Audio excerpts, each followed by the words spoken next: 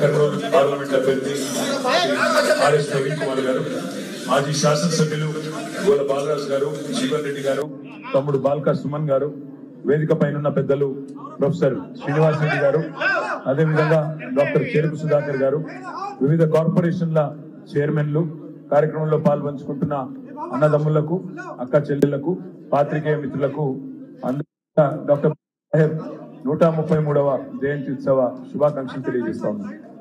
ఆనాడు బాబాసాహెబ్ చెప్పినట్టే బోధించు, సమీకరించు, పోరాడు అనే అంబేద్కర్ తత్వాన్ని పూర్తి స్థాయిలో అవగాహన చేసుకొని లక్షల సంఖ్యలో ప్రజల్ని సమీకరిస్తూ తెలంగాణ రాష్ట్ర ఏర్పాటు ఆవశ్యకతను బోధిస్తూ ఎక్కడ తెలంగాణ ప్రయోజనాలకు విఘాతం కలిగిన పోరాటం చేస్తూ 14 ఏళ్ల పాటు మన నాయకుడు కేసీఆర్ గారి నాయకత్వంలో ప్రజా పోరాటంతోనే తెలంగాణను సాధించుకున్న తెలంగాణలో మరి 10 ఏళ్ల పాటు ప్రజల ఆశీర్వాదంతో గౌరవ ముఖ్యమంత్రి కేసీఆర్ గారి నాయకత్వంలో ఆ అంబేద్కర్ మహానుభావుడు చెప్పిన బాటలోనే ప్రయాణం చేసే ప్రయత్నం కూడా బలంగా చేసినాం.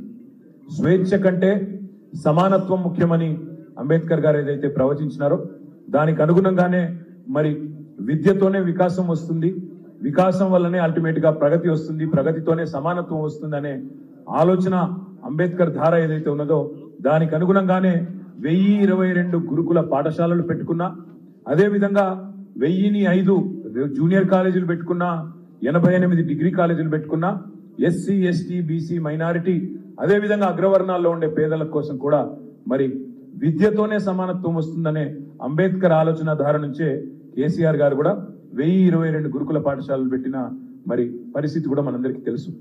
ఈరోజు గర్వంగా చెప్పవచ్చు, తెలంగాణలో కేసీఆర్ గారి నాయకత్వంలో సెక్రటేరియట్ కు డాక్టర్ బాబాసాహెబ్ అంబేద్కర్ పేరు పెట్టిన అది ఒక్క కేసీఆర్ గారి వల్లనే సాధ్యమైందనే మాట కూడా నేను గుర్తు చేస్తా ఉన్నా.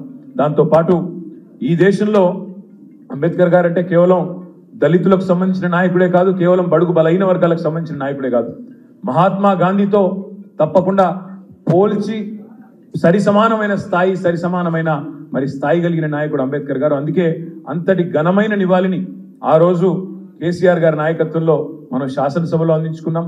వారి 125 ఫీట్ల విగ్రహం పెట్టుకున్నాం. ఇది విగ్రహం కాదు, ఇది విప్లవం అనే మాట ఆనాడు కేసీఆర్ గారు మాట్లాడినారు.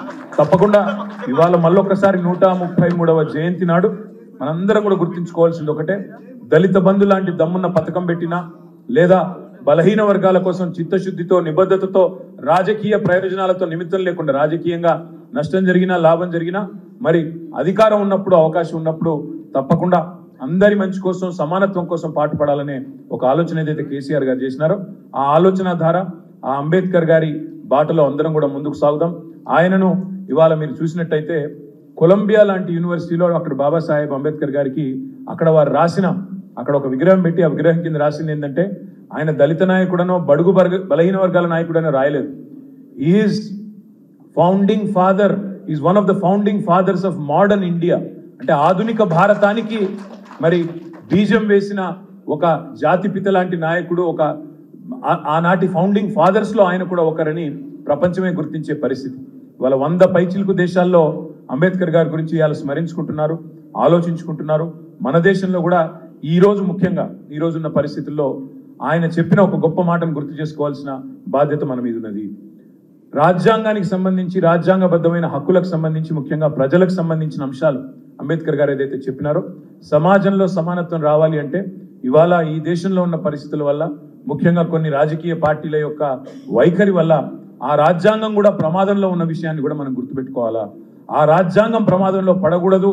అంబేద్కర్ గారి ఆలోచన ధారకు అనుగుణంగా ఈ దేశంలోని అన్ని కులాలు, అన్ని మతాలు, అన్ని వర్గాలు కలిసి మెలిసి ముందుకు పోవాలి అంటే తప్పకుండా మనందరం కూడా వారి ఆశయం కోసం పాటుపడడమే వారికి అర్పించే నిజమైన నివాళి అవుతుందని మరి మీ అందరు కూడా విజ్ఞప్తి చేస్తూ, ఈరోజు ఎంతో మందికి పెద్దలకు జిల్లాల్లో కార్యక్రమాలు ఉన్నాయి, నియోజకవర్గాల్లో కార్యక్రమాలు ఉన్నాయి. అయినప్పటికీ వాళ్ళ పార్టీ కేంద్ర కార్యాలయానికి విచ్చేసి మీరందరూ కూడా పాల్గొన్నందుకు హృదయపూర్వకంగా మీ అందరూ కూడా ధన్యవాదాలు తెలియజేస్తూ జై భీమ్, జై తెలంగాణ.